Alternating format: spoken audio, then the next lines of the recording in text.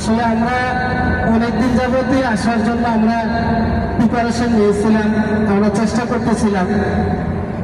আসলে আল্লাহ তাআলার ফয়সালা যে আমাদের আসার আগে আমাদের অনেক সমস্যার সম্মুখীন হইতে হয়েছে, আমাদেরকে অনেকদিন অপেক্ষা করতে হয়েছে।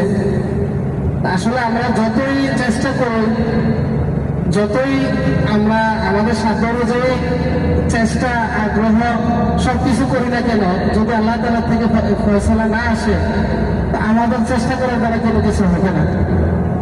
তো আসলে আমাদের এটাই ছিল আমাদের তকদিরে যে আমরা আজকে আসবো, আল্লাহ তাআলা আমাদেরকে আজকে নিয়ে আসবেন।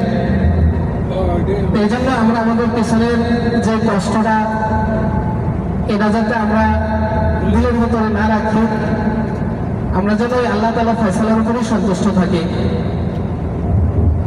আরেকটা জিনিস, আসলে দুনিয়াতে আমরা কেউ থাকবো না, দুনিয়া থাকার জায়গা না। আমাদের আগে অনেকেই দুনিয়াতে আসছিল, তারা কেউ থাকতে পারে নাই। তো এখন আমরা আছি, আসলে একসময় আমরাও থাকতে পারবো না, আমাদেরকেও চলে যেতে হবে।